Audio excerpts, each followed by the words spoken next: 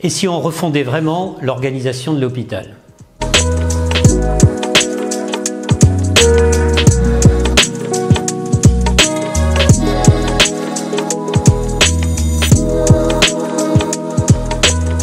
Tout le monde est d'accord sur le constat que l'hôpital traverse aujourd'hui une crise majeure. Certes, la crise sanitaire que l'on est en train de vivre depuis maintenant près de 2 ans n'a fait que renforcer le problème, mais en fait, les causes du mal sont beaucoup plus profondes et beaucoup plus anciennes. Il s'agit en quelque sorte d'une crise aiguë sur une pathologie chronique au long cours. Le Ségur de la santé, en réponse à cette crise sanitaire, a été un échec partiel.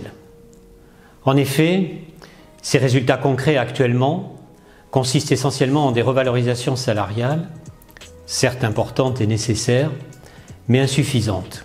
En effet, si l'on interroge les soignants sur les causes de leur mal-être profond, on entend pêle-mêle une surcharge de travail trop importante, une insuffisance de matériel, une insuffisance de personnel, des plannings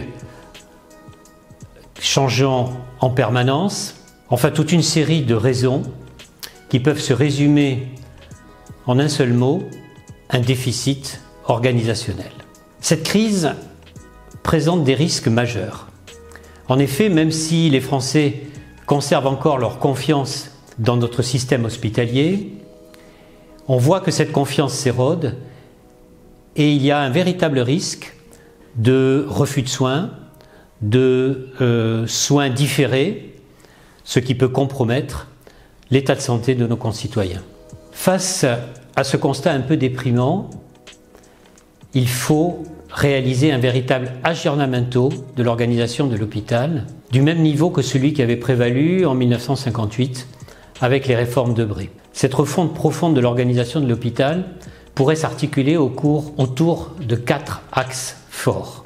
Le premier consiste à améliorer véritablement les conditions de travail des soignants.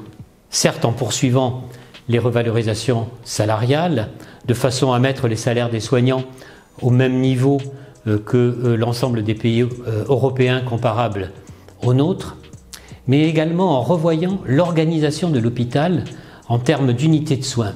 Actuellement, les frontières des spécialités médicales deviennent de plus en plus floues. Or, les unités de soins sont toujours articulées autour de ces spécialités médicales. Il faut repenser l'organisation des unités de soins autour de filières de prise en charge pour un certain nombre de pathologies. Le deuxième axe fort consiste à revoir la gouvernance de l'hôpital. Le troisième axe consiste à réorganiser, à poursuivre la réorganisation territoriale des soins. On entend beaucoup dire en ce moment que l'hôpital manque de lits. Non, la France ne manque pas de lits. Par contre, ces lits sont mal répartis, mal organisés, laissant des petites structures avec une faiblesse de moyens, en particulier en termes de personnel, trop important. Il faut regrouper cette offre de soins autour de structures attractives, performantes et permettant de constituer des équipes suffisantes en termes de compétences et en termes de nombre. Cette réorganisation territoriale va de pair, bien entendu, également avec une meilleure coopération publique-privée. On a vu l'an dernier, au cours de la première vague, que cette coopération n'était pas forcément ni évidente, ni spontanée, tout au moins dans certaines régions. Cette réorganisation territoriale passe également par une amélioration des interfaces entre la ville et l'hôpital, et donc en repensant également l'offre de soins de ville. Enfin, le quatrième axe consiste à évaluer notre système.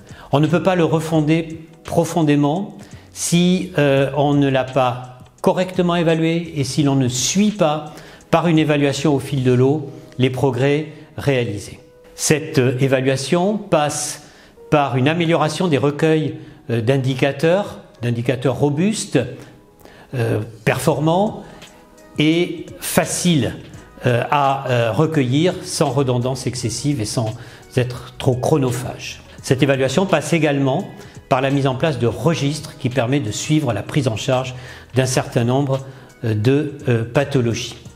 En synthèse, on peut constater que la crise et les difficultés des établissements privés sont moins visibles que ceux des établissements publics.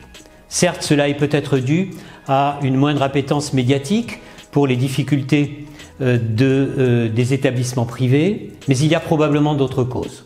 En particulier, les établissements privés, par nécessité, par pragmatisme, font souvent preuve de plus de souplesse organisationnelle que l'hôpital public. Il faut absolument restaurer cette souplesse de gestion à l'hôpital public, par exemple en lui permettant de mobiliser rapidement des lits de soins critiques pour les transformer en lits de réanimation face à un afflux massif et brutal. En conclusion, ne soyons pas trop pessimistes.